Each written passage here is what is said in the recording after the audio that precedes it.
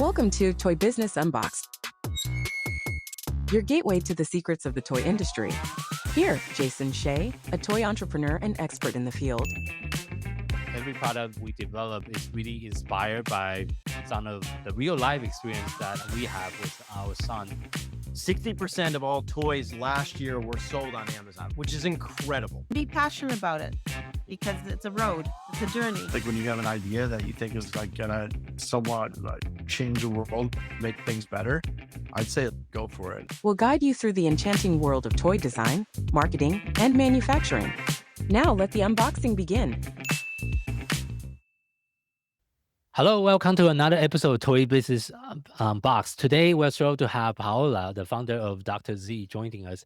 And she'll be sharing some of her journey on starting her own brand and turning her brand from a local business to a global brand that's being recognized across the world and many different countries. And Paola's background also have a very diverse background with being a professional sailor, a marine biologist, and also she have a lot of passion with environmental concern as well. And she tried to really embed that into every single aspect of her businesses. Thank you so much for joining us on the podcast today. Thank you so much for having me, Jason. Yeah, first of all, I know, just like I mentioned in the intro, your background is very diverse and you have very like many different expertise and different professional experience. Can you tell the listener how did you even started the brand Dr. Z? What is the story behind the brand? So I started Dr. Zigs because my youngest, Ziggy, loved bubbles when they were a baby, when they were little. So as a toddler, they used to get crazy giggling fits about bubbles. And we made bubbles for Ziggy. And then we ran out of bubbles. And like probably every single mother in the world, I had a go at making some more at the kitchen sink. Just washing up liquid and water. And of course, they weren't very good. So I was looking at buying some more, and all I could find on the market were these small plastic jars, you call them in America, tubs of bubbles, mass produced in China and shipped over in the UK where I was. Mhm. And I thought there's got to be a better way to make such a beautiful toy. So I made it. And what was your background? Do you have any like chemistry background to come up with the right solution? How No. do you even tackle that? Can we dive in a little bit deeper on the struggle that you Yeah, face when you try to create your own like bubble from scratch? Uh, so I guess that's the thing when you say I've got a diverse background. yeah. I think like many entrepreneurs, I'm quite dyslexic. I didn't do brilliantly at school, and I tried many things. I excelled at, I loved working for myself, and I excelled at doing work that was quite hands-on. Mhm. I loved the sea. I grew up by the sea, Mhm. and I was passionate about the environment and the marine environment in particular from a very young age. So I grew up in a small fishing village in Italy, and as most places on the coast in the Mediterranean, quite self-sustaining. And when I was about 9, there was a spill, which meant that it affected all our seafood. And Mhm. the whole culture is built around the seafood, and suddenly we couldn't eat the seafood. And I was outraged. I was like really angry how this could happen Mhm. and affect our whole community. And I just thought, this shouldn't be allowed. It just shouldn't be possible for something so beautiful and pristine. And I used to see seahorses and beautiful, diverse species in the water. And this slowly petered out in my time there to starfish. There are no seahorses there.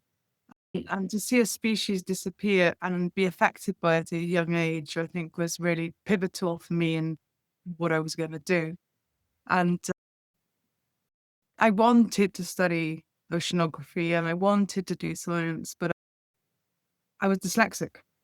Mhm. So this idea of academia seemed completely out of reach to me. And it was very much associated with being not very clever. If you're dyslexic, therefore you're maybe stupid or maybe not smart. And anyway, so I didn't want to hear any of this. So I ended up running away to sea. Okay. So Mhm. I followed my passion, so the ocean and the marine environment, and took up sailing. And I was very lucky to be able to travel quite a lot, delivering boats and working on yachts and doing a lot of sailing. And again, my experiences in these marine environments really impacted me.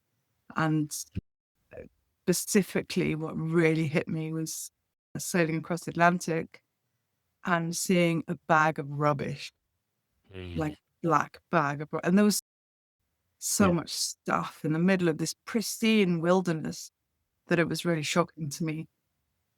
So this was a real passion I had. Mhm.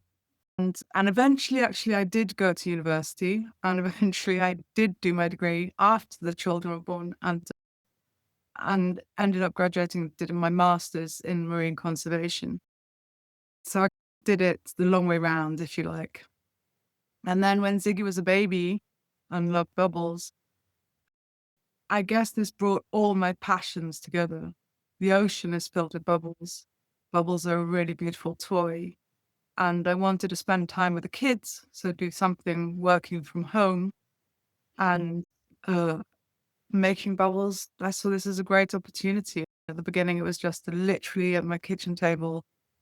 I spent £20, which is probably about, I don't know, $17 on bottles and stickers, and sold my first batch. I was the boot to my car. So it was very much a teeny tiny step that has turned into the business that it is today. Yeah, and I think that thank you so much for sharing that story. And I think that also it makes sense why your brand is like so focusing on sustainability. And I think I also want to talk about the uniqueness of the bubble that you have compared to everything else in the marketplaces. So can you also elaborate on how your product is like plant based compared to all the other product in the marketplace? Yeah, so it's just that. So from the very outset, the toy for me, the bubbles had to be as sustainable as I could possibly make them. And each part of that has been a huge journey. So at the beginning, I started off using plastic bottles I could find. Um, and then quite quickly, I knew I wanted to use recycled plastic. Mm. So I started very much with each tiny piece of this toy, of my toys, is thought out. Now, for example, we do have plastic bottles, but these are 100% recycled plastic. Okay. But this took a lot. It is a long journey until you can have the volume where you can actually command that material. Mhm. And things are getting much, much easier now. So you've got to bear in mind, I've been doing this for 12 years. Mhm. And at the beginning, when I talked to suppliers about plant-based inks for my printing, they had no idea what I was talking about. I was not possible. Yeah. Whereas now it's fine. We can get plant-based inks, and it's the same with the plastics. And for a long time, I was really aware that the bubbles are made from surfactants, so soaps. And basically, most children or most people have done some experiments with surface tension. So Yeah. where you fill a glass of water and you see this lovely kind of bump where the water is holding itself really tight, and then you add a drop of soap and suddenly it overflows. It loses its surface tension. So that's what we're doing. Soap, we're adding something that will let us stretch water. Mhm. Now, most of our surfactants in the modern world are made from petrochemicals and are not biodegradable. So this is something I was aware of increasingly the more I explored these bubbles and how can I make them better. And it's it became imperative to me that I could find something that was petrochemical free and biodegradable, that I could be happy making bubbles, knowing that these were not going to harm the planet or the children in any way. So I sponsored, because I'd come through university, I had an awareness of what talent and resource university was. I managed to sponsor a chemistry master's and then eventually a chemistry PhD. And 10 years later, I managed to make some giant bubble mix. So this is high performing bubble mix using plant-based surfactants. And for me, this is huge. It's been something world leading, and I find it something that brings me joy every single time I go out to make the bubbles. And I know I can feel good about this product. Yeah, and one more thing I want to mention that you brought up in the pre-interview, you mentioned your bubble mix can also pollinate flowers as well. Can you also elaborate that, please? Yeah, I make different toys. So Ah. I'm a toy inventor as well. I love to create what can I make with these bubbles. Constantly I come up with these great ideas. And so I make bubbles that are giant and huge. Mhm. And then I make bubbles that you can freeze, so frozen bubbles. So I've made a bubble mix, whereas most bubble mix will freeze when it's like super cold, like 28 degrees, North Canada. I've made a bubble mix that will freeze when it's, sorry, not 28, when it's like you're super cold. 28 is when it's difficult for me in Fahrenheit. So normal bubbles be at minus 20 centigrade. So in Canada, whereas my bubbles will freeze when the frost is just on the ground. So it's at 0 grade or -2, if you like, when they're just frozen. So that's something I've come up with. And then, yes, I made a bubble mix that can support and deliver pollen so that the children can use to pollinate flowers. And I love That's incredible. So how does that even work? I don't- Yeah. It's a very little kit. So I can talk about Yeah. the packaging as well, because that's part of the whole sustainability journey. Yeah. So you got the kit comes with a little paintbrush Okay. and an instruction booklet and a straw and a little pot that you use to collect pollen. And the Oh, okay. booklet's got loads of information on how to use the kit, and Yeah. it's quite educational. So it's got information about our pollinating species Yeah. and pollination and the science behind it and how it works. Okay. And it's an activity that empowers children, because children know exactly what's going on in the world. They know the bees are in trouble, and this is a way that they can get involved and help. So they get their little paintbrush and they can go up to any flower. And this is a really interesting way for children to learn about different species, because every flower and every species of flower will have a different method of pollination and reproduction. But most flowers will have a stamen, and you just go in and you tickle it in the middle and you'll take the pollen off. With this, you tap it into your little pot, and then you add a special pollinating bubble mix that are here. So this is where the magic is. So it's in the bubble mix. It's Okay. very simple, but it can support pollen without destroying the pollen. So it can actually effectively deliver the pollen. So you mix it in, and then you dip your straw in your mix of pollen and bubble mix, and you go around the world blowing bubbles. And wherever these bubbles touch the flowers, they will then pollinate the flowers. So it's an educational, fun toy. Really can help the kids get engaged and feel empowered about making a difference in their world. For sure. Yeah. Thank you so much for sharing that. That's really very unique. And I think running an ethical business that goes beyond just the product is like, I can see the passion and when you are describing all the product that you invented, you really try to incorporate as much of the sustainability aspect into your business as possible. But being a conscious company in the industry where sustainability isn't always prioritized, what kind of challenge have you faced so far? I think often the price point has often been, I cannot compete with China. I don't want to compete with Yeah. China. That's not what we're about. So it's not about adding to the problem that we have of this consumer society. So that is sometimes a problem with the big buyers. However, having said that, there is a change. There is a huge change. And we're having more and more people that are coming to us because they know that we have to change. As a society, we have to change.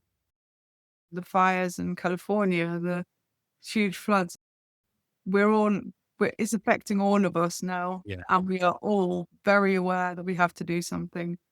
And as this change is starting to be, legislation is also coming in. We can provide a solution to shops and retailers who need to provide their carbon footprint.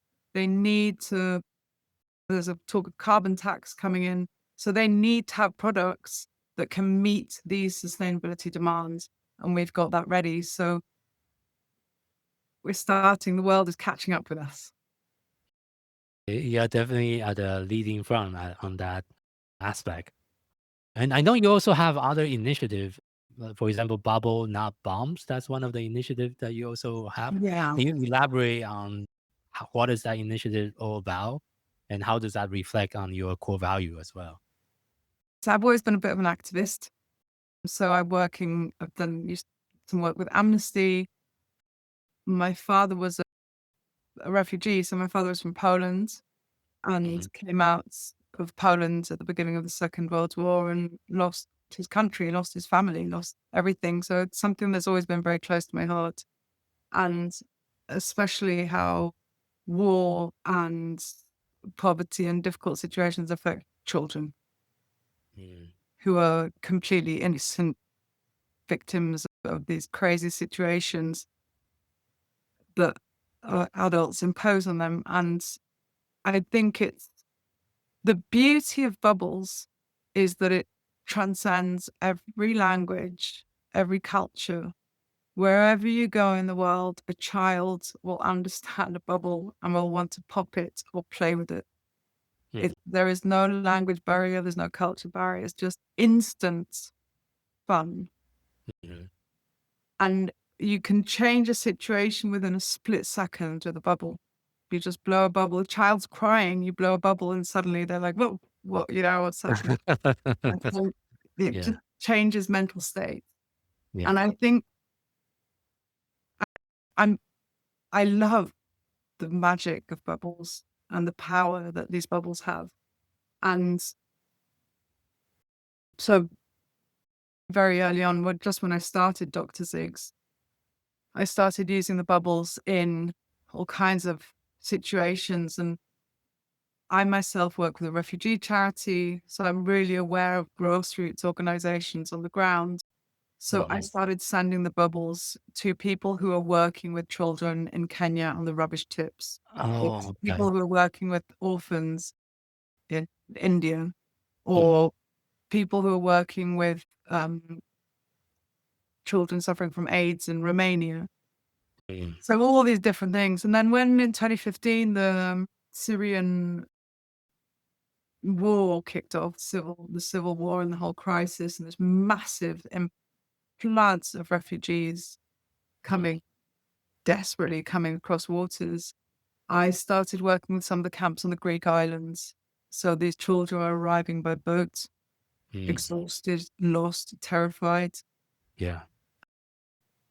And there would be volunteers in the camps who were able to play with bubbles with these children. And you'd see these children who within 24 hours of Yeah. having lived through the most stressful things in their lives were suddenly able to play. And just to offer that moment of respite, that moment to let them be a child Mhm. It's an incredible gift. So since then, we've been working with children in Palestine, obviously. So Yeah. it's really affected by what's happening now. And we work with children. We also work with hospices, with Mhm. children who are going through cancer treatment. So there's a whole, it's kind of spread, and Yeah. it's a passion project. It's part of, I think, sustainability is not just our planet, it's also the human, the species. Yeah. Or not Yeah. Yeah. just planet. So there's human justice, social justice, climate justice, all of it. Yeah. Thank you for doing what you do. I think you're definitely making an impact to the society and all the life of people that you touch. And talking about sustainability, I know there's also a lot of toy company that I have been talking to on the podcast. What advice would you give other toy company that want to be more sustainable in their practice, but they don't really know where to start first? What are some of your suggestions? Oh, I think there's always things that we can all do better in terms of sustainability. I think there's very simple changes that people can make. And I think, and this is, I have to tell myself this lesson as well. It doesn't have to be perfect. You're not going to get there in one go, but little tiny steps will help you. The packaging, people are really coming on board now, but it's making sure your packaging is recycled and recyclable, making sure that you're thinking about, this was my product, this was my older product, that was the size. Mm. And I've managed to shrink it down into a package that is this size. This goes through a letterbox. Okay, okay, okay. I've saved 40% of my packaging. Oh, whoa, that's big. You But save a lot it's of, a win-win. reduce your carbon footprint My, significantly. but it means that this costs me less. My shipping costs me less. It Yeah. costs our customers less. So you're winning. It's definitely more sustainable. Little things like we add messaging inside our packaging. So, for Yeah. example, yes, this is cardboard, and yes, you can recycle it. But how about giving it some extra life? So Mm. this one, for example, we encourage children to use it as a propagator. So fill it with earth, put your favorite seeds in it, put it on the windowsill, watch them grow. So we've got more science going on Okay, there, some okay. wonderful hands-on activities.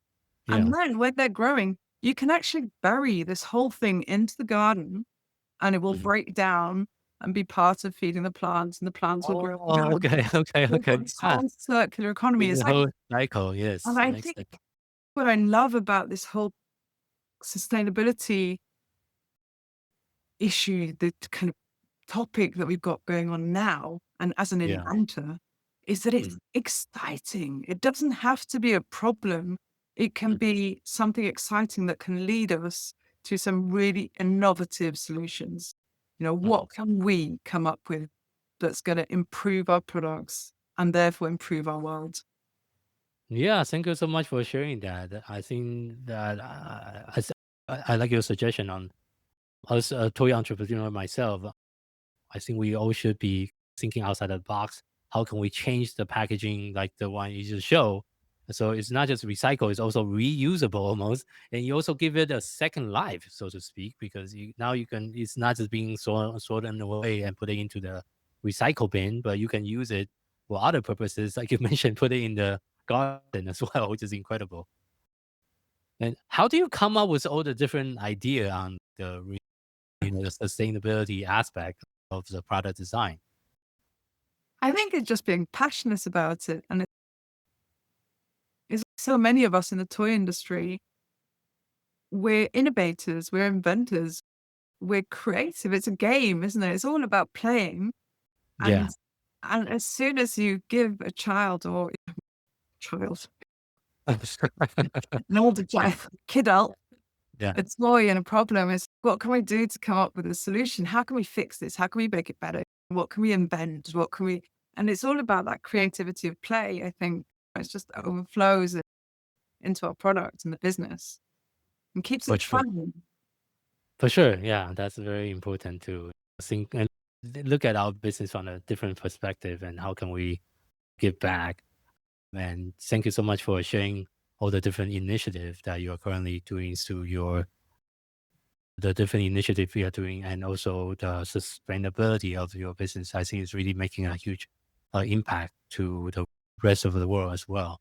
And as well, wrapping today's interview, if you had to share just one piece of advice with someone that's getting started in the toys or game industry, what would that be?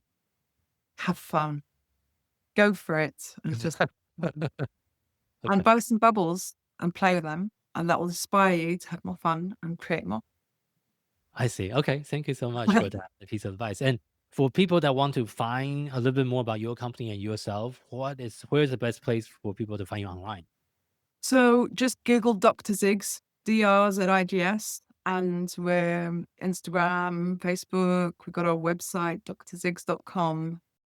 I'm just hopefully starting a Substack as well, so you can find more about my crazy personal adventures as well. It is part of the story, I think. Yeah. It's also sustainability is also about how we live and what choices we make. So yeah, just Dr. Zigs anywhere and you'll find us. Okay, perfect. We'll make sure we put that in the show note. And for our listeners, thank you so much for tuning in to today's episode of Toy Business Unboxed podcast. We hope you have enjoyed the conversation and find it insightful and inspiring. If you like what you have heard, be sure to subscribe to our podcast on your favorite platform so you never miss an episode. We really appreciate your support and would love it if you can leave us a review and share the podcast with your friend and colleague.